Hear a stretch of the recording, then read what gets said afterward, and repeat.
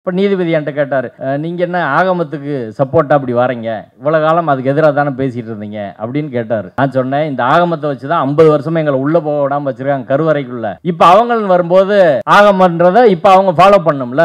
இன்னைக்கு எந்த சிவாச்சாரியார் பட்டாச்சாரியெல்லாம் வாய் திறக்க மாட்டாங்க. அர்ச்சகர் அனைத்து சாதியும் அர்ச்சகர் ஆகலாம் அப்படின்னா அதுக்கு மட்டும் எதிர்ப்பு தெரிவிக்கிறாங்க. இன்னைக்கு பிஜேபி செய்யறதுனால அவங்க ஒன்றும் பேச மாட்டாங்க அப்படின்னு சொன்னேன். நான் ஒரு உதாரணத்துக்கு மதுரை சித்திரை திருவிழா ஒரு 10லேருந்து 15 லட்சம் பேர் வராங்க. அழகர் ஆற்றுல இறங்குற இடத்துல வலது பக்கமும் இடது பக்கம் 2 பக்கமுமே இஸ்லாமியர்கள் தான் இருக்கிறாங்க. கோரிப்பாளையம், நெல்பேட்டை. இந்த ஒரு இத்தனை நூற்றாண்டுகளாக அது நடக்குது. சித்திரை திருவிழா ஒரு பிரச்சனை கூட வந்தது இல்லை. அது மத விழா, நாங்கள் எதிர்த்தது கிடையாது. ஆனால் மதவெறி விழான்றது இந்து முன்னணி ஒரு ஊர்வலம் நடத்துகிறான் விநாயகருக்கு, அது மதவெறி விழா. அதை நாங்கள் எதுக்குறோம். ஒரு 25 பேர் போவான், அதுக்கு 250 போலீஸ் போட்டு ஊரே எப்படி பதட்டமாக இருக்குது, இதான் ரெண்டுக்குமான வேறுபாடு அப்படின்னு சொல்லி எஸ்ஆர் பொம்மை கேஸு, பிரவீன் தொக்கோடியா கேஸு எல்லாத்தையும் வந்து கொடுத்து மதத்தை அரசியலில் கலக்கக்கூடாது அப்படின்ற விஷயத்தை சொன்னோம். தீர்ப்பில் ஒரு நீதிபதி பொய்யை எழுத முடியுமா அப்படின்னா அவங்க எழுதியிருக்கிறாங்க. அவங்க சொல்கிறாங்க, திருப்பரங்குன்றத்தில் சன்னதி தெருவுலேருந்து 300 மீட்டரில் எந்த கறிக்கடையும் இல்லை, எந்த கோழி கடையும் இல்லை. அங்கே உள்ள மண்டபங்கள் எல்லாம் நான்வெஜ்ஜே பெரும்பாலும் சமைக்கிறதில்ல அப்படின்னு. நானே பல தடவை போய் சாப்பிட்ருக்கேன். மதுரையில் இருக்க அத்தனை பேரும் சாப்பிட்ருப்பாங்க. அவ்வளவு கறிக்கடை இருக்குது, கோழி கடை இருக்குது. ஆனால் நீதிபதி எழுதுறாங்க, இப்படி 2 பொய்யை சொல்லிட்டு அதற்கு பிறகு அவங்க வழக்கில் என்ன சொல்றாங்கன்னா, முக்கியமா இந்த மலையை திருப்பரங்குன்ற மலை என்றுதான் அழைக்க வேண்டும், சிக்கந்தர் தர்கா என்றோ சமணர் மலை என்றோ கூப்பிடக்கூடாதுன்னு சொல்லி உத்தரவு போடுறாங்க. நம்ம கேள்வி என்னன்னா, ஒரு மலைக்கு என்ன பேர் இருக்குன்னு நீதிபதி எப்படி தீர்மானிக்க முடியும்? ஒவ்வொரு காலத்திலும் ஒரு மலைக்கு ஒவ்வொரு பேர் இருக்கு. என் வீட்டில் நான் வெஜ்ஜு தான் சாப்பிடுவேன், பக்கத்து வீட்டுக்காரனும் நீ நான்வெஜ் சாப்பிட்றது என்னை புண்படுத்துது அப்படின்னு சொல்ற வாதம் எப்படி அபத்தமான வாதமோ அதே வாதத்தை தான் கோயில் வந்து நீதிமன்றத்திலே முன்வைக்கிறார்கள். பழைய மாதிரியான நிலைமையில் இங்கே தமிழ்நாடு இல்லை என்பதை நாம் புரிந்து கொள்ள வேண்டும். நாங்கள் அம்பேத்கர் சிலைக்கு மாலை போட போன போது சனாதனத்தை கோஷம் போட்டோம். இந்த தடவை பிஜேபிக்காரன் 100 பேர் எங்களோட சண்டைக்கு வரான். நாங்கள் 10 பேர் தான் இருக்கிறோம். 10 பேர்னாலும் அந்த வக்கீல்லாம் இருக்கிறான், நம்மளை தெரிஞ்சு திருப்பி அடிப்பாங்க அப்படின்னு வந்ததுனால பேசாமல் நிறுத்துறாங்க. இப்போ உத்தரப்பிரதேசத்தில் அயோத்தியில் நடந்ததற்கும்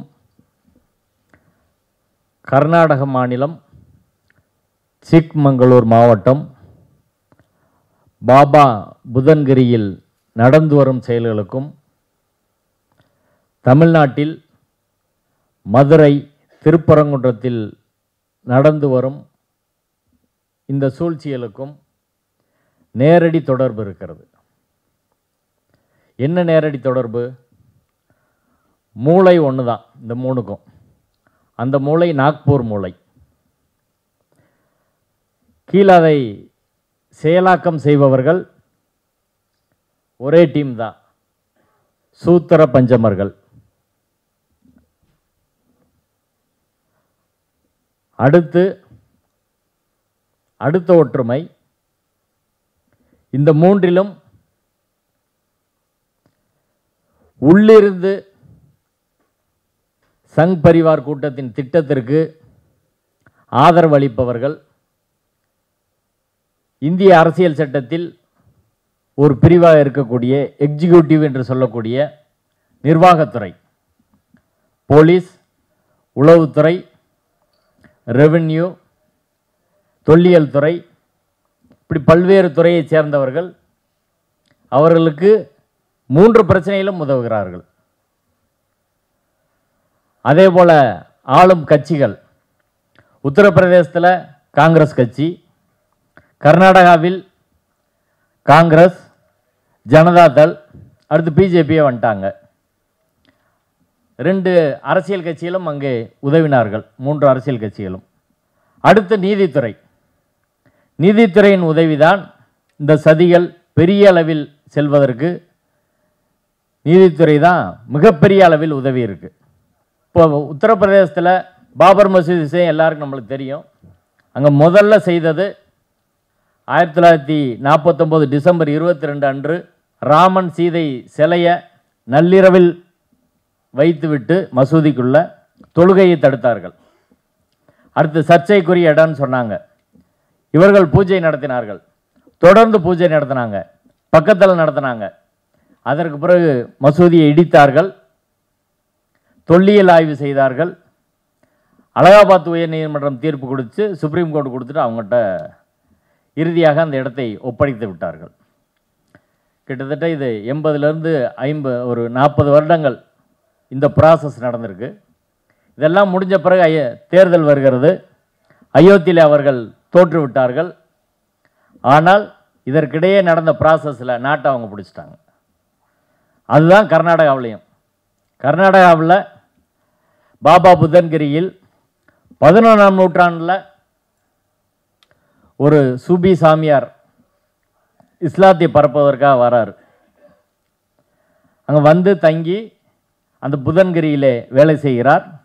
அவரோட முக்கியமான வேலை அங்கு உள்ள நிலப்பரப்புகளை ஆதிக்கம் செய்வோரை எதிர்த்து போராடுறது தான். அவரை பல தடவை கொலை செய்கிறதுக்கு முயற்சி பண்ணுறாங்க. அதையெல்லாம் தாண்டி அவர் போராடுகிறார். மக்கள் அவரை பின்பற்றுறாங்க. அதற்கு பிறகு அந்த இடத்துல ஒரு சுபி சிரைன் வந்து உருவாக்கப்பட்டு அங்கே வழிபாடு செய்கிறாங்க. அந்த மக்களுக்காக அவர் போராடியவர் என்ற முறையில். மதன்றதெல்லாம் ரெண்டாவது. இன்னொரு முக்கியமானது என்னென்னா, பட்டியல் சமூக மக்களும் மற்றவர்களும் சூத்திர மக்களும் கோயிலுக்குள் அனுமதிக்கப்படவில்லை. ஆனால் அந்த தர்காவுக்குள்ள இஸ்லாமியர்களும் பட்டியல் சமூகத்தைச் சேர்ந்தவர்கள் சூத்திரர்கள் எல்லாரும் அனுமதிக்கப்படுகிறார்கள். அதனால் எல்லா மக்களும் போகிறாங்க. பெரும்பாலும் உழைக்கும் மக்கள் போகிறாங்க, ஒடுக்கப்பட்ட மக்கள் போகிறாங்க. அதற்கு பிறகு 17ஆம் நூற்றாண்டில் பாபா பூதன் என்பவர் வெளிநாட்டிலேருந்து வராரு. அவர் வரும்போது ஒரு முக்கியமான வேலையை பண்ணுறாரு. காஃபி செடியை அவரை தான் கொண்டு வர்றார் இந்தியாவுக்கு. கொண்டு வந்து சிக்மங்களூர் தான் காஃபியை அவர் உருவாக்குறாரு. நம்ம குடிக்கிற இந்த காஃபிக்கு இந்தியாவில் தொடங்கினவர் அவர் தான். அதான் கர்நாடகா காஃபிக்கு ஃபேமஸாக இருக்குது. அவர் மக்களிடையே பணியாற்றுகிறார். அவர் இறந்து அங்கே ஒரு தர்கா உருவாகிறது. அங்கே புதைக்கிறாங்க. அந்த தர்காவை மக்கள், ரெண்டு தரப்பு மக்களும், தர்கா வழிபாடு நம்மளுக்கு தெரியும், இந்துக்களும் இஸ்லாமியர்களும் எல்லா மக்களும் போவாங்க. அப்படி போயிட்டு இருக்கிறாங்க. அந்த பிரச்சனையை இதே போல் அவர்கள் கையில் எடுக்கிறார்கள். இதற்கு முன்பாக இங்கு வேற ஒரு இந்து சாமியார் கோயில் இருந்துச்சு என்று சொல்லி உயர்நீதிமன்ற வழக்கு, உச்சநீதிமன்ற வழக்கு, நீதிமன்றம் ஒரு கமிட்டி, அந்த கமிட்டியில் பழைய வழிபாடு தொடரணும், அப்புறம் புது வழிபாடு, 1991 வழிபாட்டு தலங்கள் சட்டத்தை மீறியது, இப்படி வரிசையாக ஒவ்வொரு ஸ்டேஜாக தள்ளி கொண்டு போய் இன்றைக்கி என்ன நிலைமைன்னா, அங்கே சுபி அந்த தர்கா வழிபாட்டு முறையிலும் பூஜைகள், அதே போல் ஆகம வழிபாட்டு முறையிலும் பூஜைகள், இந்த ரெண்டு வழிபாட்டு முறையும் அங்கே நடந்துக்கிட்டு இருக்கு இன்னைக்கு தேதியில். அடுத்து மொத்தமாக அதை இந்து ஒரு மத நிறுவனமாக மாற்றுவதற்கான வேலையை அவர் செய்து கொண்டு இருக்கிறார்கள். இதுக்கடையில் பிஜேபி அங்கே ஆட்சிக்கே வந்துடுச்சு. இப்போ மூன்றாவதாக தமிழ்நாடு, திருப்பரங்குன்றம், மதுரை. இதில் இங்கே ஒரு சங் பரிவார அரசியலை எதிர்க்கக்கூடிய ஒரு அரசியல் தலைமை இருந்தாலும் கூட கடந்த 10 ஆண்டுகளாக அதிமுக ஆட்சி, இந்த திமுக ஆட்சிக்கு முன்னாடி 2011லேருந்து 21 வரை அதிமுக ஆட்சி இருந்தது. அவர்கள் பாஜகவுக்கு மிக நெருக்கமாக இருந்தார்கள். அந்த சூழலில் ஏராளமான அரசு அதிகாரிகள், அதில் அரசு நிர்வாகத்தில் சங் பரிவார அமைப்புகள் பெரிய அளவில் ஊடுருவி இருந்தாங்க. நீதித்துறையாக இருக்கட்டும், எல்லா நிர்வாகத்துறையாக இருக்கட்டும், எல்லாத்துலேயும் ஊடுருவி இருந்தாங்க. அவர்கள் அதற்கு பிறகு இப்போ தொடர்ந்து வேலை செய்கிறாங்க. இன்னும் எலெக்ஷன் நெருங்க நெருங்க அவர்கள் வேலை என்பது நம்மளுக்கு தெரியும். எவ்வளவு நுட்பமாக அவர்கள் வேலை செய்து உள்ளிருந்தே இந்த அரசை கவிழ்ப்பதற்கான என்ன வேலையும் செய்வார்கள் என்பது தெரியும். இப்போ திருப்பரங்குன்றத்தில் என்ன நடந்துச்சு, நான் அதை பேசினா கிட்டத்தட்ட இந்த மொத்த பிரச்சனையை தொகுத்து பேசினா 3-4 மணி நேரம் பேச வேண்டியிருக்கும். சுருக்கமாக நேரம் கருதி அடுத்து சிறப்பு பேச்சாளர் பேசும்போது பேசுவதற்கு வழிவிட்டு சுருக்கமாக என்ன நடந்துச்சு சொல்கிறேன். ஆனால் ஒரு பார்வை தேவை என்ற அடிப்படையில் அவரும் தமிழ்நாடு முழுக்க போய் பேசக்கூடியவர். என்ன நடந்துச்சு திருப்பரங்குன்றத்தில்? டிசம்பர் 3ஆம் தேதி மேலூர்லேருந்து ஒரு குடும்பம் வராங்க. இந்த சிக்கந்தர் தர்காவை பொறுத்து, அந்த இடத்த பொறுத்து கீழே முருகன் கோயில் இருக்குது, மேலே ஒரு பகுதியில் அங்கே காசி விஸ்வநாதர் கோயில் இருக்குது, இன்னொரு பகுதியில் பள்ளிவாசல், தர்கா, அந்த நெல்லித்தோப்பு என்ற பகுதி, அதற்கு மேலே கொடிமரம், அதற்கு பதில் இன்னொரு மலை. இதெல்லாம் தனித்தனி பகுதிகளாக இருக்கிறது. இன்னொரு பகுதியில் சமணர் சிற்பங்கள் இருக்குது. இப்படி பல்வேறு வழிபாட்டு முறை கிட்டத்தட்ட 2000 வருடங்களாக எந்த பிரச்சனை இல்லாமல் அங்கே போயிட்டுருக்கு. இன்றைக்கி வரையும் உள்ளூரில் பிரச்சனை கிடையாது. இந்த மாநாட்டிலும் உள்ளூர் மக்கள் யாரும் பங்கேற்கல, மதுரை மக்களே பங்கேற்கல. நீங்கள் டிவியில் எல்லாத்தையும் பார்த்தீங்கன்னாலும் அதில் வேன், கார் தான் இருக்குமே ஒழிய பஸ் இருக்கும், 2 வீலரே இருக்காது. மதுரைக்காரங்க யாரும் போகல. மதுரை மக்கள் அது புறக்கணித்து விட்டார்கள். எங்கள் சக்திக்கு உட்பட்டு நாங்கள் செய்த பிரச்சாரம் அது பெரிய அளவில் மக்கள்கிட்ட, மதுரை மக்கள்கிட்ட போயிடுச்சு. அதனால் மதுரை மக்கள் பங்கேற்கலை. ஃபஸ்ட்டு அந்த பிரச்சனை டிசம்பர் 3ஆம் தேதி மேலூர்லேருந்து ஒரு குடும்பம் போகிறாங்க, இந்து குடும்பம். அவர்கள் தர்காவுக்கு போகிற போது அங்கே திருப்பரங்குன்ற இன்ஸ்பெக்டர் மதுரை வீரன் ஒருத்தர் இருக்கார். அவர் அவங்கள தடுத்து நிறுத்தி பிடிச்சி ஆட்டை கொண்டு வந்து ஸ்டேஷனில் கட்டி போட்டுறாங்க. அவங்கள மிரட்டி எழுதி வாங்கிட்டு அனுப்பி விட்டுறாரு. அதற்கு முன்பாக கொரோனா காலத்திற்கு பின்பே காவல்துறை என்ன சொல்கிறாங்கன்னா, நீங்கள் இரவில் அங்கே யாரும் தங்கக்கூடாது, தொழுகை நடத்தக்கூடாது. அதற்கு முன்பாக கொரோனாவுக்கு முன்பாக 5 வேளையும் தொழுகை நடந்த இடம் அது. அங்கே நைட்டே அங்கே தனியாக ஒரு அசரத்து இருப்பார். 5 வேளையும் தொழுகை நடக்கும். அங்கே தங்குறவங்க போகிறவங்க எல்லாரும் தொழுகை பண்ணுவாங்க. அதிகாலையில் நடக்கும், இரவில் நடக்கும். கொரோனா காரணம் காட்டி இரவில் யாரும் அங்கே தங்கக்கூடாதுன்னு சொல்லி தொழுகையை நிறுத்தினாங்க. அதற்கு பிறகு பேரிகேடு போட்டாங்க. இந்த பள்ளிவாசல் போகிறவங்ககிட்ட மட்டும் நீங்கள் யார் எங்கேருந்து வர அட்ரஸை கொடு, அப்புறம் ஆதார் கார்டை கொடு அப்படின்னு நெருக்கடி பண்ணி அங்கே போகிறத குறைக்கிறதுக்கான வேலையை பார்த்தாங்க. அதன் பின்பா இந்த கந்தூரி என்று சொல்லக்கூடிய ஆடு கோழி படியிடுவதற்கு இந்துக்களும் இஸ்லாமியர்கள் எல்லாரும் போகிறாங்க. அது கிட்டத்தட்ட 200-300 வருஷமாக அந்த மரபு என்பது இருக்கிறது. போகிறவங்களை தடுத்து நிறுத்துகிறாங்க. டிசம்பர் 3 நிறுத்துகிற போது அவங்க சொல்லாமல் போயிடுறாங்க. ஏதோ பள்ளிவாசல் மற்றவங்களுக்கெல்லாம் தெரியுது, மற்ற கட்சிக்காரங்கள் எல்லாருக்கும் தெரிஞ்ச உடனே டிசம்பர் 4 மதுரை போலீஸ் கமிஷனர் லோகநாதனை பார்த்து சொல்கிறாங்க, இப்படி தடுக்கிறாங்க அப்படின்னு. சரி நான் பார்த்துக்கிறேன்னு சொல்கிறார். அடுத்து டிசம்பர் 25 ராஜபாளையத்திலேருந்து ஒரு குடும்பம் வராங்க, இஸ்லாமியர்கள். அவர்களையும் காவல்துறை தடுத்து நிறுத்துகிறாங்க. இப்போ ஜமாத்தில் கம்ப்ளைண்ட் பண்ணுறாங்க. எல்லா கட்சிகளையும் சேர்த்துக்கிட்டு இவங்க போய் போராட்டம் பண்ணுறாங்க. போராட்டம் செய்கிற போது ஆடு கோழி வெட்டக்கூடாதுன்னு சொன்னது யார், உங்களை தடுக்க சொன்னது யார் அப்படின்னு கேட்டால் மேலன்னு சொன்னாங்க அப்படின்னு போலீஸ் சொல்லுது. மேலன்னா யார், கலெக்டரா, ஆர்டிஓவா? இல்லை ஆர்டிஓ தான் சொல்லியிருப்பார் போல தெரியுது அப்படின்றாங்க. அங்கே இருந்துக்கிட்டே ஓப்பன் மைக்கில் ஆர்டிஓவுக்கு ஃபோன் பண்ணுறாங்க. ஆர்டிஓ பேர் கண்ணன், திருமங்கலம் ஆர்டிஓ. அவர்கிட்ட கேட்குறாங்க, என்ன சார் நீங்கள் தான் வெட்டக்கூடாதுன்னு சொல்லி ஆர்டர் போட்டிருக்கீங்களா அப்படின்னு. நான் ஒன்றும் அப்படி போடலை அப்படின்றார். இப்படி போகுது. இதுக்கிடையில் இஸ்லாமியர்களை கண்காணிக்கக்கூடிய எஸ்ஐடி என்ற ஒரு ஸ்பெஷல் இன்வெஸ்டிகேஷன் யூனிட் இருக்குது. அவர்கள் அதுக்கு ஒரு ஏசி இருக்கார், சண்முகன். அவர் ஸ்பாட்டுக்கு வராரு. இப்படி அன்னைக்கு அப்படியே பேசி பிரச்சனையாகி சரி நாங்கள் பார்க்குறோன்னு சொல்லிட்டாங்க. அதுக்கப்புறம் ஒன்றும் அன்றைக்கி நடக்கலை. வந்தவங்கள திரும்பி போயிட்டாங்க. அடுத்த நாள் அனைத்து கட்சி கூட்டம் போட்டு கலெக்டர்கிட்ட எல்லார்ட்டையும் சொல்லுவோன்னு சொல்லி கலெக்டரை போய் பார்க்குறாங்க. கலெக்டர்கிட்ட மனு கொடுக்குறாங்க. அதுக்கு பிறகு 31 ஒரு பீஸ் மீட்டிங் நடக்குது. அந்த பீஸ் மீட்டிங்கில் அந்த ப்ரொசீடிங்ஸ் என்கிட்ட இருக்குது. அது கண்ணன்ற வருவாய் கோட்டாட்சியர் அவர் தான் நடத்துகிறாரு.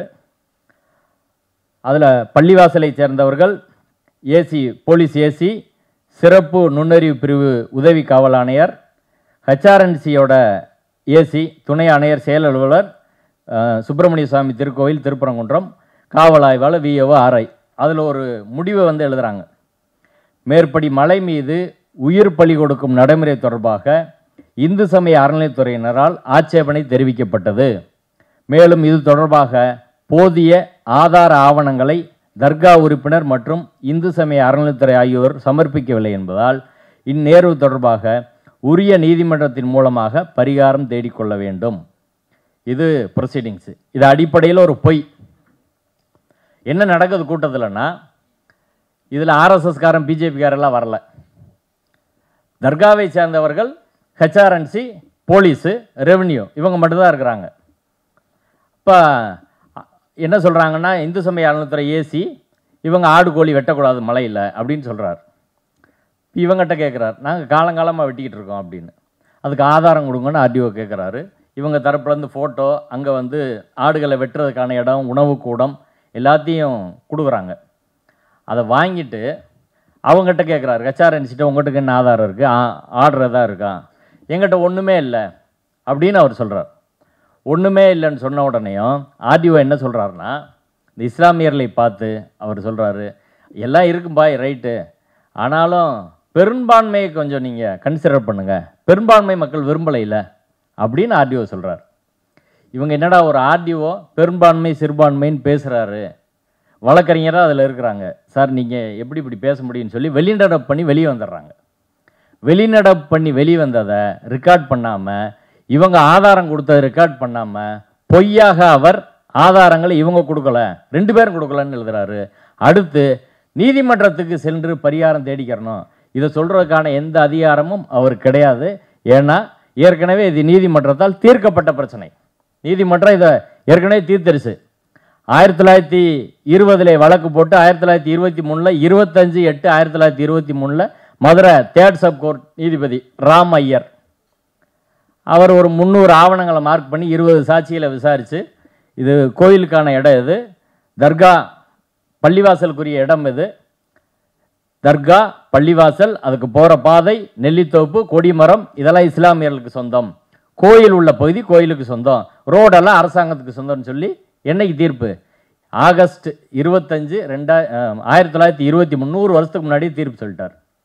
அதற்கு பிறகு உயர்நீதிமன்றத்துக்கு வழக்கு போது 1926 உயர்நீதிமன்றம் மொத்த மலையும் கவர்மெண்ட்டுக்கு சொந்தம்னு சொல்லிட்டாங்க. ஏன்னா கவர்மெண்ட்டுக்கும் டெம்பிள் அட்மினிஸ்ட்ரேஷனுக்கு தான் மெயினான பிரச்சனையே. அரசாங்கம் என்ன சொல்லுது? மொத்த மலை எங்களுக்கு தான் சொந்தம். கோயில் என்ன சொல்கிறாங்க? மொத்த மலை எங்களுக்கு சொந்தம். இஸ்லாமியர்கள் தரப்பில் என்ன சொல்கிறாங்கன்னா, இஸ்லாமியர்கள் கூட இல்லை, இந்து இஸ்லாமியன்ற பிரச்சனை இல்லை, கோயில் அட்மினிஸ்ட்ரேஷன், டெம்பிள் அட்மினிஸ்ட்ரேஷன், தர்கா அட்மினிஸ்ட்ரேஷன், கவர்மெண்ட் 3 பேர் தான் பார்ட்டி, எங்கள் பகுதி எங்களுக்கு சொந்தம் அப்படின்னு அவங்க சொல்கிறாங்க. அரசாங்கம் குவாரி பண்ணுறதெல்லாம் ஒரு பிரச்சனை உருவாகி இறுதியாக நீதிமன்றத்தில் தீர்க்கப்பட்டு உயர்நீதிமன்றம் மொத்த மலை அரசாங்கத்துக்கு சொந்தம்னு சொல்லிடுச்சு. இவங்க நீங்கள் இருக்க ஏரியா தவிர மீதெல்லாம் அரசாங்கத்துக்கு சொந்தம்னு. அதற்கு பிறகு இந்த வழக்கு பிரிவு கவுன்சிலுக்கு போகிறது. 12/5/1931 பிரிவு கவுன்சில் அன்றைய உச்சநீதிமன்றமான லண்டன் பிரிவு கவுன்சிலில் 5 நீதிபதிகள் அமர்வு இந்த வழக்கை விசாரித்து ஏற்கனவே நீதிபதி ராம் ஐயர் 1923 கொடுத்த தீர்ப்பை உறுதி செய்கிறார்கள். அதான் இன்னைக்கு வரைய இறுதியான தீர்ப்பு. இப்போ அந்த தீர்ப்பில் இஸ்லாமியர்களுக்கான பகுதி இது, கோயிலுக்கான பகுதி அப்படின்னு உறுதி செய்யப்பட்ட பிறகு இஸ்லாமியர்கள் பகுதியில் தர்கா நிர்வாகத்தின் பகுதியில் அவங்க என்ன வழிபாட்டு முறையில் வழிபாடு நடத்தணும், அதில் ஆடு கோழி வெட்டணுமா வெட்டக்கூடாதா அப்படின்றத யாராலும் சொல்ல முடியுமா? சொல்லுங்கள். உங்களுக்கு சொந்தம் தீர்ப்பாயிருச்சு, அவங்க தானே அந்த வழிபாட்டு முறையை தீர்மானிக்கணும், வேற யார் தீர்மானிக்க முடியும்? இப்போ கோயிலில் எடுத்துக்கோங்க, திருப்பரங்குன்றம் கோயிலில் நீ முருகனுக்கு எத்தனை வேளை பூஜை பண்ணணும், என்ன மந்திரம் சொல்லணும், என்ன சாமிக்கு படைக்கணும், இதெல்லாம் தர்காவில் இருந்தால் வேற யாரோ சொல்ல முடியுமா?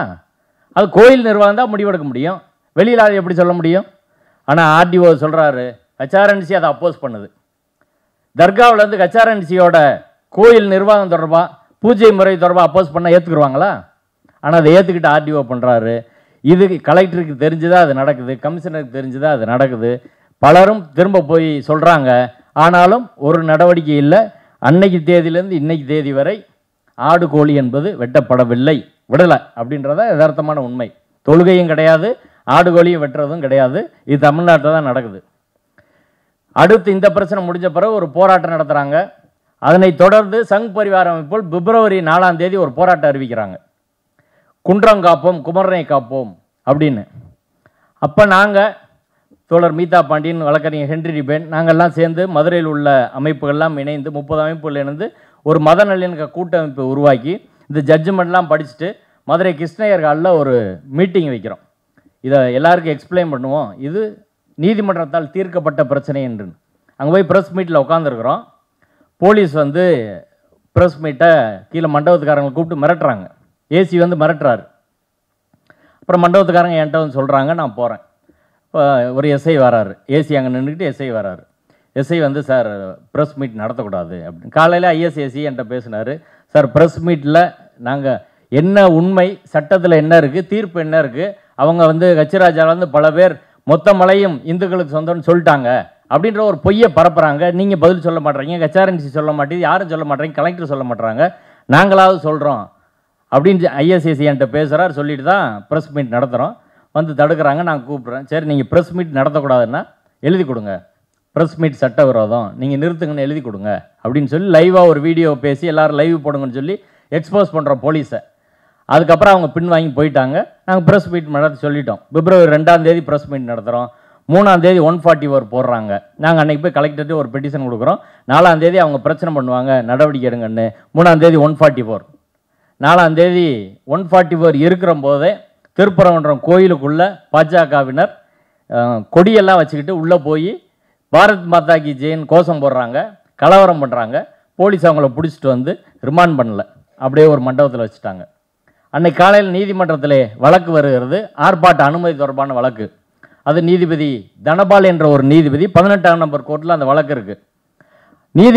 அந்த நீதிபதியிட்ட வழக்கு இருக்கும்போது டிவிஷன் பெஞ்சில் நீதிபதி ஜெயச்சந்திரன் தலைமையிலான அமர்வில் ஆர்எஸ்எஸ் பிஜேபி அட்வொகேட்ஸ் எல்லாம் வந்து மென்ஷன் பண்ணுறாங்க. என்ன சொல்கிறாங்கன்னா, மாதிரி ஒரு ப்ரொசீடிங்ஸ் போலீஸ் போட்டிருக்காங்க, 144 இருக்குது, வாகனங்கள்லாம் வந்தால் பறிமுதல் பண்ணுவோன்னு சொல்கிறாங்க, அதை சேலஞ்ச் பண்ணி உங்கள்கிட்ட நாங்கள் வழக்கு போடுறோன்னு சொல்லி காலையில் மென்ஷன் பண்ணுறாங்க. சரின்னு சொல்லி அதை ஒரு மணியை போல் அந்த வழக்கு விசாரணைக்கு எடுக்கிறாங்க, அர்ஜெண்ட்டாக எடுக்கணும் அப்படின்னு. 1 மணிக்கு வர்றபோது நீதிபதி கேட்குறாரு, மலையில் போய் அங்கே ஆடு கோழியெல்லாம் வெட்டி சென்டிமெண்ட்டை இந்துக்களோட, அதாவது பொதுவாக சென்டிமெண்ட்டை வந்து பாதிக்கிற மாதிரி பண்ணாங்கள்ல, அவங்க மேலே என்ன நடவடிக்கை எடுத்தீங்க அப்படின்னு. கவர்மெண்ட்லேருந்து என்ன சொல்லணும், இது காலங்காலமாக செய்கிறாங்கன்னு சொல்லணும். அப்படி சொல்லலை. ஏஏஜி வீரகவரன் வந்தார், நாங்கள் எஃப்ஐஆர் ரிஜிஸ்டர் பண்ணியிருக்கோம், 2 தரப்பு மேலே ரிஜிஸ்டர் பண்ணியிருக்கோம், சரி என்ன நடவடிக்கை எடுத்தீங்க, விசாரிச்சுட்டு நடவடிக்கை எடுக்கிறோம் அப்படின்னு சொல்கிறாங்க. சொன்ன பிறகு இவங்க நீங்கள் இந்த வேர்டிங்ஸ் எல்லாம் இப்படி போட்டிருக்கீங்க, 144னா 144 தான் சொல்லணும், நீங்கள் எப்படி வாகனம் வந்தால் பறிமுதல் பண்ணுவோன்னு மிரட்டுற மாதிரி போடுறீங்கன்னா, இவர் என்ன சொல்கிறார், அந்த வார்த்தைகள் தவறாக இருக்கலாம், ஏன்னா நோக்கம் எங்களுக்கு ஒன்றும் இல்லை அப்படின்னு சொன்னோன்னே, சரி இந்த வழக்கை நான் மதியம் விசாரிக்கிறேன், அனுமதி தொடர்பான வழக்கை நீங்கள் அங்கே தான் விசாரிச்சுக்கணும் இன்னொரு நீதிபதிட்ட அப்படின்னு சொல்லிடுறாரு. மதியம் சாப்பிட போயிட்டு எல்லோரும் திரும்ப போகிறோம். 2 ஆளுக்கு மறுபடியும் வழக்கு எடுக்கிறாங்க. 2 ஆளுக்கு வந்த உடனே சங் பரிவார அமைப்பின் வழக்கறிஞர்கள், எங்களுக்கு இதே கோர்ட்டில் அனுமதி கொடுங்க, எங்களுக்கு 4 மணி 5 மணிக்கு ஆர்ப்பாட்டம் நடத்தணும், ஏன்னா வேறு இடத்துலேருந்து வந்தவங்களை அங்கே கைது பண்ணி வச்சுருக்கிறாங்க அப்படி கேட்குறாங்க. இப்போ எங்களுக்கு ஆச்சரியம், அந்த கோர்ட்டில் இருக்குது எப்படின்னு. ஆனால் போலீஸ் தரப்பில் அதுக்கு ஒன்றும் பெரிய எதிர்ப்பு தெரிவிக்காமல் இருக்கிறாங்க. இவங்க என்ன சொல்கிறாங்கன்னா, ஏஏஜி வீரகதிரவன் வந்து 19ஆம் தேதி 20ஆம் தேதி நடத்திக்கிறணும், இது 4ஆம் தேதி நடக்குது, பிப்ரவரி 19, 20 நடத்தினா அது வரைய திருப்பரங்குன்றத்தில் திருவிழா இருக்குது, திருவிழாவின் போது பிரச்சனை எதுவும் பண்ணக்கூடாது அப்படின்னு அவர் சொல்கிறார். இப்படி பேசிகிட்டு இருக்கும்போது ஸ்டேட் பிபி ஜின்னா லைனில் வரார், ஆன்லைனில் வந்து அவர் ஜட்ஜிட்ட சொல்கிறாரு, நாங்கள் மதுரை கமிஷனர்கிட்ட பேசிட்டேன், அவங்களுக்கு ஆர்ப்பாட்டத்துக்கு அனுமதி கொடுத்துடலாம் அப்படின்னு. நாங்கள் இவங்ககிட்ட சொல்கிறேன், எங்கள் 144 இருக்கும்போது எப்படி கொடுக்க முடியும், அது பிஜேபிக்கு ஒரு பெரிய சக்ஸஸாக மாறும், 144ல் வேறு யாருக்காவது கொடுப்பீங்களா அப்படின்னா, அவர் உடனே ஜட்ஜ் சொல்கிறார், அவர் தான் ஃபேராக சொல்லிட்டாரு, நீங்கள் கொடுங்க. அவங்க கேட்குற இடம் பழங்கானத்தம்னா அது இவர் முதல்ல சொல்கிறார், பழங்கானத்தம் திருப்பரங்குன்றத்துக்கு பக்கம் வேணான்னு. அவர் உடனே சொல்கிறார், பழங்கானத்தமே கொடுத்துடலாம், ஸ்டேட் பிபி ஜின்னா பழங்கானத்தமே கொடுத்துடலான்றார். சரின்னு சொல்லி பழங்கானத்தம் கொடுத்துட்டாங்க.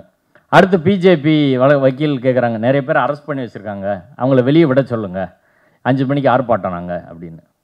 ஜட்ஜஸ் கொஞ்சம் யோசிச்சுக்கிட்டு தான் இருந்தாங்க, இப்படி ஒரு வழக்கே நம்மகிட்ட இல்லையே, அரெஸ்ட்டுக்கு எதிராக கைதுக்கு எதிராக இல்லீகலாக கைது பண்ணி வச்சுருக்காங்க அப்படின்னு ஒரு வழக்கு இல்லாத போது நம்ம எப்படி இந்த வழக்கில் உத்தரவு போடுறது அப்படின்னு ஜட்ஜுகள் யோசிச்சுக்கிட்டு இப்படி இருந்தாங்க. இப்போ ஸ்டேட் பிபி ஜின்னா மறுபடியும் சொல்கிறார், இல்லை நாங்கள் ரிலீஸ் பண்ணிடுறோம் எல்லாரையும் அப்படின்னு சொல்கிறார். உடனே இவங்களுக்கு அதான் ஃபேராக சொல்லிட்டாரே அப்படின்னு ஆர்டராக போடுங்கன்னு சொன்னால் ஜட்ஜு சொல்கிறாரு, அவங்க தான் ஃபேராக இருக்காங்களே, நீங்கள் எதுக்கு ஆர்டராக கேட்குறீங்க, இனிமேல் ஆர்டராக வரப்போகுது, ரிலீஸ் பண்ண சொல்லிடுறோம் அப்படின்னு சொல்லி அதை ரெக்கார்ட் பண்ணி உடனே ரிலீஸ் பண்ணுங்கன்னு சொல்லிட்டாங்க. அதன் பிறகு தான் அங்கே ஒரு 3000-4000 பேர் திரண்டு மதுரை பழங்கானத்தில் நடந்த ஆர்ப்பாட்டம் நடந்துச்சு. அதில் தான் ஹச்ராஜா, இது நீதிமன்றத்தில் சொல்கிறாங்க, இது அயோத்தி போல் மாற்றிடுவோன்னு, இது தொடக்கம்தான், அப்படி தான் மாறும், நீங்கள் சிக்கந்தர் தர்காவை மாற்றிக்க அப்படின்னு உதயநிதி அவர்களை விமர்சனம் செய்து பேசினது ஹச்ராஜா. அதுக்கு 2 எஃப்ஐஆர் போட்டாங்க, ஆனால் கைது எதுவும் கிடையாது. இது பிப்ரவரி 4 முடிஞ்சிருச்சு. அடுத்து நம்ம மத நல்லிணக்கத்துக்காக ஒரு மாநாடு நடத்த வேண்டும், இதை கவுண்டர் பண்ணுறதுக்கு கேட்குறோம். அதே பழங்கானத்தில் மார்ச் 9ஆம் தேதி நடத்துறதுக்கு கேட்குறோம், அதுக்கு அனுமதி மறுக்கிறாங்க. நீதிமன்றம் போகிறோம், நீதிமன்றத்திலும் அனுமதி மறுக்கப்படுகிறது. வேறு வழி இல்லாமல் ஹாலுக்குள்ளே கிருஷ்ணயர் மகாலில் அந்த நிகழ்ச்சியை நடத்துகிறோம். திருமாவளவன், இன்னும் எல்லா கட்சிகளையும் சேர்ந்தவங்க, வெங்கடேசன் எம்பி எல்லோரும் வந்து அதில் கலந்துக்கிட்டு பேசினாங்க. இது ஒரு ரவுண்டாக அப்படி முடிஞ்சிருச்சு. அடுத்த ரவுண்டு 2வது ரவுண்டாக நடந்தது இந்த முருகன் மாநாடு. முருகன் மாநாட்டை பொறுத்து ஜூன் 22 அவங்க அறிவிச்சிடுறாங்க. ஜூன் 22 அறிவித்து அவங்க வேலையை வந்து மே கடைசியில் தீவிரப்படுத்துகிறாங்க. நம்ம கூட்டமைப்பின் சார்பில் முதல்ல கலெக்டர் ஒரு பெட்டிஷன் கொடுக்குறோம். இதில் இந்த மாநாட்டில் மதத்தை அரசியலில் கலக்கிறார்கள், அப்படி செய்வதற்கான அதிகாரம் இந்தியாவில் யாருக்கும் கிடையாது, இந்திய அரசியல் சட்டம் மதத்தை அரசியலில் கலப்பதை தடை செய்கிறது. எஸ்ஆர் பொம்மை வழக்கில் உச்சநீதிமன்றத்தின் 9 நீதிபதிகள் கொண்ட அமர்வு இதை சொல்லியிருக்கிறாங்கன்னு சொல்லி கலெக்டர்கிட்ட போய் பெட்டிஷன் கொடுத்து இந்த மாநாட்டை தடை செய்ய வேண்டும், இல்லைன்னா மதத்தை அரசியலில் கலக்காமல் பேசணும், முருகன் பேரால் இவங்க எப்படி நடத்த முடியும் அப்படின்னு கொடுக்குறோம். ஒரு வாரம் கழித்து மதுரையில் ஒரு ஆர்ப்பாட்டத்தை ஒரு 300-400 பேர் திரட்டி ஆர்ப்பாட்டம் பண்ணுறோம். அதற்கு பிறகு நீதிமன்றத்தில் வழக்கு வருது. நீதிபதி திரு புகழேந்தி முன்னாடி இந்த வழக்கு வருது. அதுக்கடையில் 6 படை வீடு வைக்கிறோன்னு வராங்க. இங்கே அர்ச்சகர் மாணவர் சங்க தலைவர் ரங்கநாதன் இருக்கார். அவர் பேரில் அந்த வழக்கில் நம்ம இடையீட்டு மனு தாக்கல் பண்ணுறோம். ஜூன் 13ஆம் தேதி, அதுக்கு முன்னாடி உள்ள திங்கக்கிழமை வழக்கு விசாரணைக்கு வந்து 13ஆம் தேதி நீதிபதி புகழேந்தி அவர்கள் அந்த வழக்கை ஒத்தி போடுறாரு. அதுக்கடையில் இம்ப்ளீடுக்கு போட்டு நம்மளும் போயிடுறோம். போகிற போது அந்த ஒன்று வந்து 10ஆம் தேதியிலேருந்து ஜூன் 10லேருந்து 22 வரை 6 படை வீடுகள் வைத்து அங்கே பூஜை செய்வதற்கு அனுமதி வேண்டும். மக்கள் 2 வேளை வருவாங்க, அவங்களுக்கு நாங்கள் பிரசாதமெல்லாம் கொடுப்போம். இது ஒன்று. ரெண்டாவது, ஜூன் 22 மாநாட்டுக்கு அனுமதி வேண்டும். ஜூன் 22 மாநாட்டு அனுமதி போலீஸ் முடிவெடுக்காததுக்கு முன்பே இந்த பூஜை தொடர்பான வழக்கு வருகிற போது பூஜை வழக்கில் இதையும் சேர்த்து முடிவெடுங்க நீதிபதி சொல்கிறாரு. 2க்குமான முடிவாக ஜூன் 13ஆம் தேதி வெள்ளிக்கிழமை அந்த வழக்கு விசாரணைக்கு வருது. நாங்கள் இம்ப்ளீட் போட்டு போகிறோம். ஜூன் 12ஆம் தேதியே காவல்துறை அனுமதி கொடுத்து 3 நாட்கள் இவர்கள் பூஜை செய்து கொள்ளலாம். அதே போல் ஜூன் 22 மாநாட்டை நடத்தி கொள்ளலான்னு சொல்லி ஒரு 52 நிபந்தனைகள் விதித்து கொடுத்துட்றாங்க. இப்போ நாங்கள் வழக்கில் போகிறோம். போய் நாங்கள் என்ன சொல்கிறோம்னா, 6 படை வீடு அப்படின்னா 6 படை வீடுகளில் எல்லாமே ஆகம கோயில். நீங்கள் சொல்கிறபடி 6 படை வீடுகளில் பூஜை செய்யணும்னா ஆகமப்படி தான் செய்யணும்.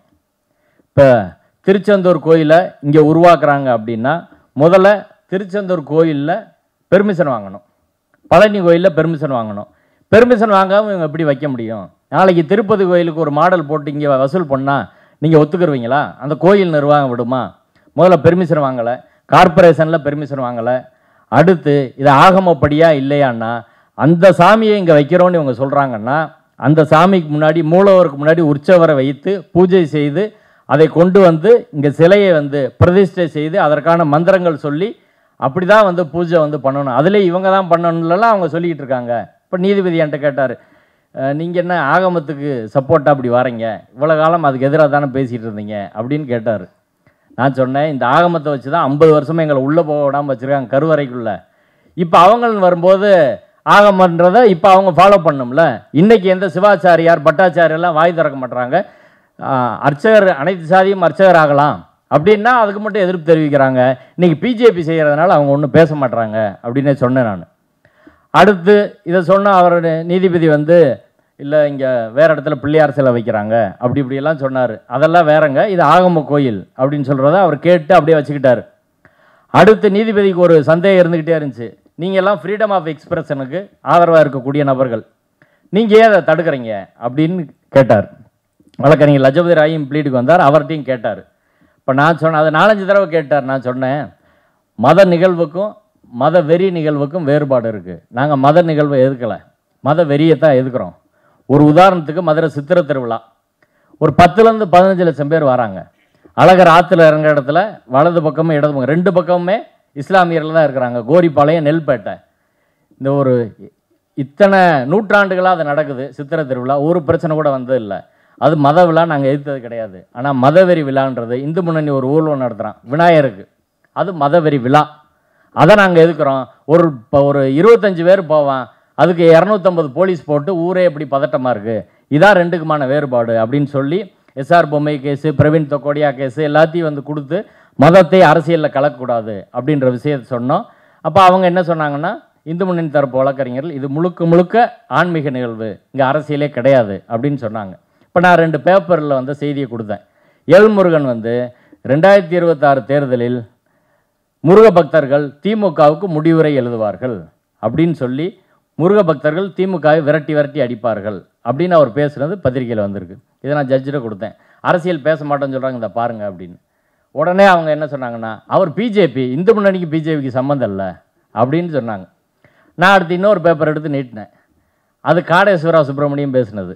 காடேஸ்வரா சுப்பிரமணியம் 2026 தேர்தலில் முருக பக்தர்கள் வந்து இந்துக்களுக்கு எதிரானவர்களுக்கு முருக பக்தர்கள் விடையளிப்பார்கள்னு சொல்லி அவர் பேசியிருக்கார் 2026 சட்டப்பேரவை தேர்தலில்.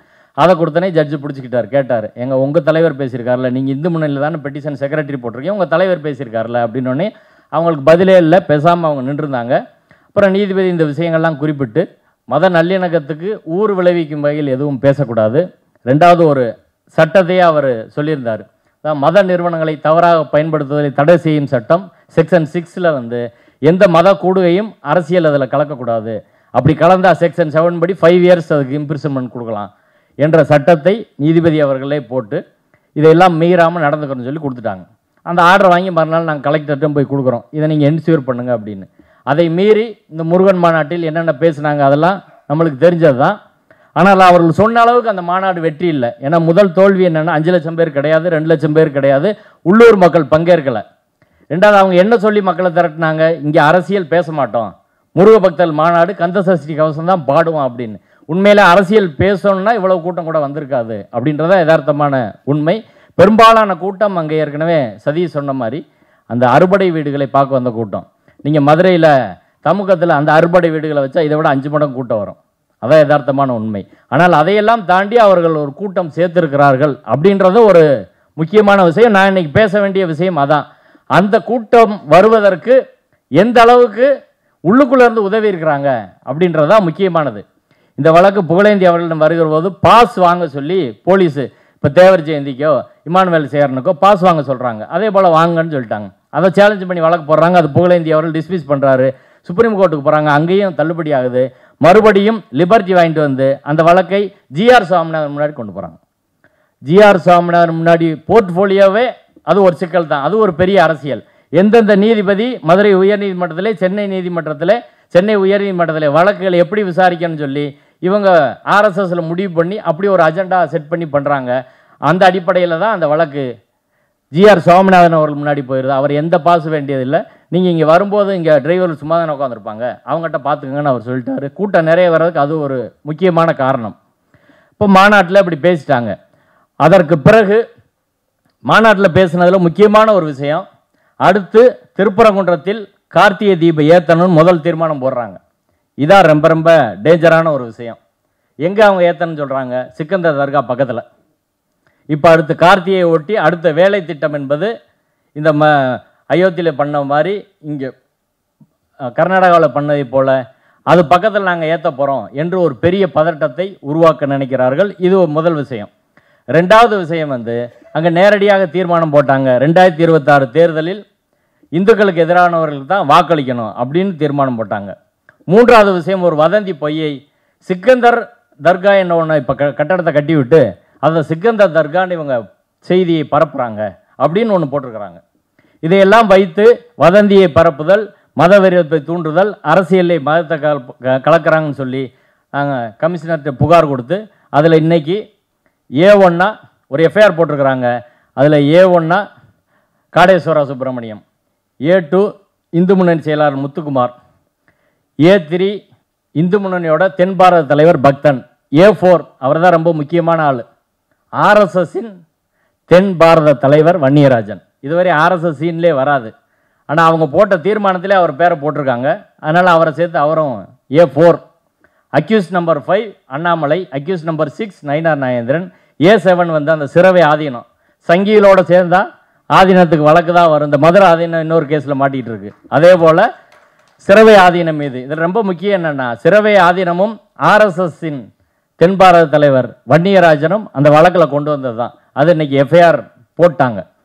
அதுவே இந்த பிரச்சனைக்கு கிடைச்ச ஒரு வெற்றி. அடுத்தடுத்து அது வந்து பயன்படும். அடுத்து இதோட முக்கியமாக ஒரே விஷயந்தான் இறுதியாக சொல்லி நான் நிறைவு செய்கிறேன். நீதிபதி ஸ்ரீமதி அவர்கள் இந்த பிரச்சனை தொடர்பாக, திருப்பரங்குன்ற பிரச்சனை தொடர்பாக 6 வழக்கு போடுறாங்க. 3 வழக்கு சங் பரிவார அமைப்புகள், கோயில் வந்து அங்கே தர்காவில் ஆடுகோழி வெட்டக்கூடாதுன்னு ஒரு வழக்கு, சிக்கந்தர் மலைன்னு கூப்பிடக்கூடாதுன்னு ஒரு வழக்கு, 3வதாக அங்கே தொழுகை நடத்தக்கூடாதுன்னு ஒரு வழக்கு. 3 வழக்கு போடுறாங்க. 4வது வழக்கும் 5வது வழக்கும் பள்ளிவாசல் நிர்வாகத்திலேருந்து எங்களை மெயின்டெனன்ஸ் பண்ணணும், டாய்லெட்டு லைட் எல்லாம் எங்களுக்கு வேணும், தண்ணி அங்கே வைக்கிறதுக்கான அனுமதி வேணும், அதே போல் போலீஸ் எங்களை தொந்தரவு பண்ணக்கூடாது. இன்னொரு வழக்கு இது சமணர் மலைன்னு அறிவிக்கணும் ஒருத்தவங்க வழக்கு போடுறாங்க. அதில் தான் தொல்லியல் துறை வருது. இப்படி 6 வழக்குகள். 2 நீதிபதிகள் அதில் விசாரிக்கிறாங்க, நீதிபதி நிசாபானு ஸ்ரீமதி. நீதிபதி நிசாபானு அவர்கள் 6 வழக்கையும் தள்ளுபடி பண்ணிட்டாங்க. ஸ்ரீமதி அவர்கள் கொடுத்த தீர்ப்பு தான் ரொம்ப ரொம்ப சிக்கலான ஒரு தீர்ப்பு. அவங்க அடிப்படையில் முதல் விஷயம் பொய்யை தீர்ப்பில் எழுதியிருக்கிறாங்க. தீர்ப்பில் ஒரு நீதிபதி பொய்யை எழுத முடியுமா அப்படின்னா அவங்க எழுதியிருக்கிறாங்க. அவங்க சொல்கிறாங்க, திருப்பரங்குன்றத்தில் சன்னதி தெருவிலேருந்து 300 மீட்டரில் எந்த கறிக்கடையும் இல்லை, எந்த கோழி கடையும் இல்லை. அங்கே உள்ள மண்டபங்கள் எல்லாம் நான்வெஜ்ஜே பெரும்பாலும் சமைக்கிறதில்ல அப்படின்னு நானே பல தடவை போய் சாப்பிட்ருக்கேன். மதுரையில் இருக்க அத்தனை பேரும் சாப்பிட்ருப்பாங்க. அவ்வளோ கறிக்கடை இருக்குது, கோழி கடை இருக்குது. ஆனால் நீதிபதி எழுதுகிறாங்க. அடுத்து 2வது பொய் என்ன சொல்கிறாங்கன்னா, தர்காவுக்கு வந்தவர்கள் அங்கே சமண சிற்பங்கள் மீது பெயிண்ட் அடித்து விட்டாங்க அப்படின்னு இன்னொரு பொய் எழுதுகிறாங்க. இப்படி 2 பொய்யை சொல்லிவிட்டு அதற்கு பிறகு அவங்க வழக்கில் என்ன சொல்கிறாங்கன்னா, முக்கியமாக இந்த மலையை திருப்பரங்குன்றம் மலை என்று தான் அழைக்க வேண்டும், சிக்கந்தர் தர்கா என்றோ சமணர் மலை என்றோ கூப்பிடக்கூடாதுன்னு சொல்லி உத்தரவு போடுறாங்க. நம்ம கேள்வி என்னென்னா, ஒரு மலைக்கு என்ன பேர் இருக்குன்னு நீதிபதி எப்படி தீர்மானிக்க முடியும்? ஒவ்வொரு காலத்திலும் ஒரு மலைக்கு ஒவ்வொரு பேர் இருக்குது. சரி, இது கூட பரவாயில்லை. இஸ்லாமிய அமைப்பை சேர்ந்தவர்கள் சிக்கந்தர் மலைன்னு கூப்பிட்றாங்க, இவங்க ஸ்கந்தர் மலைன்னு கூப்பிட்றாங்க அப்படின்னு. இந்த 2 விஷயமே மதுரையில் பிரச்சனையே கிடையாது. அதை சிக்கந்தர் மலைன்னு மாற்றுறதுக்கு யாரும் முயற்சி பண்ணல. இதுவரை அதுக்கு ஆதாரம் ஏதாவது இருக்கா? யாராவது கலெக்டர்கிட்ட போய் பெட்டிஷன் கொடுத்தாங்களா? கோர்ட்டில் வழக்கு போட்டாங்களா? போராட்டம் பண்ணாங்களா? ஒன்றுமே கிடையாது. இந்த பிரச்சனை 1923 தீர்ப்பில் விவாதிக்கப்பட்டிருக்கு. அது சிக்கந்தர் மலை என்பதற்கான ஆவணங்கள் 1815 இனாம் ரிஜிஸ்டர், மானிய register, 1863 Madurai manual, Madurai gazette 4லையுமே சிக்கந்தர் மலை என்ற பேர் இருக்குது. மதுரை மேனுவல், மதுரை கெஜட்டில் ஸ்கந்தர் மலை என்ற பேர் இருக்குது. இந்த 2 பேரும் இருக்கிறது என்பதை நீதிபதி ராமையர் அவர் தீர்ப்பில் பதிவு பண்ணுறாரு. இதுக்கு முன்பாக அது பரங்குன்றம் சங்க இலக்கியத்தில் சொல்கிறாங்க, திருப்பரங்குன்றம் சொல்கிறாங்க. இப்படி பல்வேறு பேர்களில் ஒரு மலை அழைக்கப்படுவது என்பது வழக்கம். இதில் போய் நீதிமன்றம் தலையிட்டு நீ இந்த பேரில் தான் கூப்பிடணும், சிக்கந்தர் மலைன்னு கூப்பிடக்கூடாது, திருப்பரங்குன்றம் தான் கூப்பிடணும். இப்போ நான் வீட்டில் நான் சிக்கந்தர் மலைன்னு சொல்கிறேன், வேறு சமணர் மலைன்னு சொல்கிறேன், சொன்னால் என்ன செய்வீங்க? நீதிபதி வீட்டில் புகுந்து போலீஸ் வச்சு அரெஸ்ட் பண்ணி ரிமாண்ட் பண்ணிடுவீங்களா? என்ன செய்ய முடியும்னு சொல்லுங்கள். இப்போ நீதிமன்றம் ஒரு கேலி கூத்தா, நீதிமன்ற தீர்ப்புகள் கேலி கூத்தா மாறக்கூடாது. நம்ம கேள்வி என்னென்னா, சொத்து அந்த இடம் தர்கா எங்களுக்கு சொந்தம்னு சொல்லிட்ட போது நீங்கள் எப்படி அதை சொல்ல முடியும்?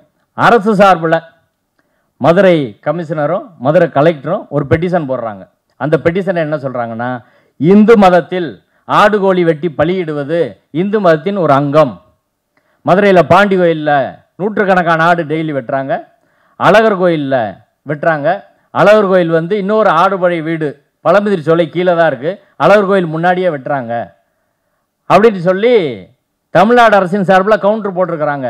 ஆனால் இன்னொரு அதில் வருந்தத்தக்க விஷயம் என்னென்னா, கோயில் சார்பில் கச்சாரன்சி ஏசி போட்ட கவுண்டர் தான் அவங்களுக்கு முழுக்க ஆதரவாக இருக்கிறது. சங் பரிவார அமைப்புகளுக்கு அவங்க ஆடு கோழி வெட்டக்கூடாது அப்படின்னு அவங்க பதில் மனு கூட போடல. பதில் மனு போட்டால் முன்னாடியே பிரச்சனை வரும்னு சொல்லி கடைசியாக யாருக்கும் தெரியாமல், வழக்கில் எந்த தரப்புக்கும் தெரியாமல் ரிட்டர்ன் சப்மிஷனை நீதிபதிகிட்ட கொடுத்துட்றாங்க. நம்மளுக்கு காப்பி கூட அது கிடைக்காது. ரிட்டர்ன் சப்மிஷனாக கொடுத்ததை நீதிபதி வைத்து கொண்டு அதை எழுதுகிறாங்க. கிளவராக இந்த வேலை எப்படி நடக்குதுன்னு பாருங்கள். நீதிபதி அந்த தீர்ப்பில் முழுக்க கோயில் போட்ட அந்த ரிட்டர்ன் சப்மிஷன் எழுத்துப்பூர்வமான வாதிரையை வைத்து கொண்டு முழுக்க அவங்க சொல்கிறாங்க, கோயில் இப்படி சொல்லியிருக்காங்க, கோயில் இப்படி சொல்லியிருக்கிறாங்க. டாய்லெட் மேலே வைக்கக்கூடாது அப்படின்னா எங்கே போவாங்க? வர்றவங்க போவாங்க. அங்கே லைட் போடக்கூடாது அப்படின்னா கோயிலுக்கு எல்லாமே இருக்குது, ஆனால் தர்காவுக்கு எதுவுமே இருக்கக்கூடாது அப்படின்னா அதை கூட தள்ளுபடி பண்ணுறாங்க. இப்போ ஆடு கோழி வெட்டக்கூடாது அப்படி நீதிபதி அதுக்கு என்ன பதில் சொல்கிறாங்கன்னா, அங்கே அழகர் கோயிலில் 18ஆம் படி கருப்புக்கு தான் வெட்டுறாங்க, 18ஆம் படி அழகருக்கு வெட்டலை அப்படின்னா சரி, 18ஆம் படி கருப்புக்கு பழமுதிர் சோலை கீழே வெட்டுறாங்க அப்படின்னா பக்கத்தில் இருக்க சிக்கந்தர் தர்காவில் வெட்டினா இவங்களுக்கு என்ன பிரச்சனை? அவங்க ஏரியாவுக்குள்ள என் வீட்டில் நான் வெஜ்ஜு தான் சாப்பிடுவேன், பக்கத்து வீட்டுக்காரனும் நீ நான்வெஜ் சாப்பிட்றது என்னை புண்படுத்துது அப்படின்னு சொல்கிற வாதம் எப்படி அபத்தமான வாதமோ அதே வாதத்தை தான் கோயில் நீதிமன்றத்தில் முன்வைக்கிறார்கள். ஃபர்ஸ்ட் இந்த பிரச்சனை தொடங்கினது யார்? இன்ஸ்பெக்டர். அடுத்து ஹெச்ஆர்என்சி ஏசி. அடுத்த நிலைக்கு நகர்த்தினது யார்? அதுக்கப்புறம் ஆர்டிஓ கண்ணன். இதுக்கெல்லாம் பொறுப்பாக இருக்கக்கூடியவங்க யார்? கமிஷனரும் கலெக்டரும். அடுத்து நீதிமன்றத்தில் போட்டிருக்கிறது யார்? HRNC AC. இப்படி இதன் வழியாகத்தான் இது நடந்து வருது. பாபர் மசூதியில் இப்படி தான் நடந்துச்சு, அங்கே பாபா புத்தன்கரியிலே இதான் நடக்குது, இங்கே உள்ள அதிகாரிகளும் இப்படி தான் நடந்துக்கிறாங்கன்றதான் ரொம்ப அதிர்ச்சிகரமான விஷயமா இருக்கிறது. எங்கள் மாநாட்டில் இவர்கள் பெயரை குறிப்பிட்டு அதை நாங்கள் ஒரு புத்தகமாக நான் எழுதியிருக்கிறேன், அதில் போட்டிருக்கோம். அந்த இன்ஸ்பெக்டர் மதுரை வீரன்லேருந்து கலெக்டர் வரை எல்லா பேரையும் போட்டு இவர்கள் மீது தமிழக அரசு நடவடிக்கை எடுக்க வேண்டும், முதல்வர் நேரடியாக அதை கவனிக்குன்னு சொல்லி நாங்கள் தீர்மானம் போட்டிருக்கிறோம். 2026 தேர்தலுக்கு அவர்கள் புடியில் வந்து முருகனை கையில் வச்சுக்கிட்டு போகிறது என்று அவர்கள் முடிவெடுத்திருக்கிறார்கள். குறிப்பாக மதுரையில் திருப்பரங்குன்றம் தொகுதி, மேலூர் தொகுதி எல்லாம் அவர்கள் குறிவைச்சு ஒரு வருஷமாகவே வேலை செய்கிறாங்க. அதனால் இது பிளான் இன்றைக்கி நேற்று கிடையாது. அது ஒரு 10-20 வருஷமாகவே போட்டு அந்த பிளானை தொடர்ந்து முயற்சி பண்ணுறாங்க.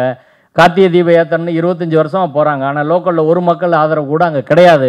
இப்போ வெளியிலேருந்து கொண்டு வராங்க. அயோத்தியில் கூட பாபர் மசூதி இடித்தவங்க உள்ளூர்காரங்க போய் இடிக்கலை, வெளியிலேருந்து வந்து தான் இடித்தாங்க. இப்படி ஒரு பேர் அபாயத்தில் தமிழ்நாடு இருக்கிறது.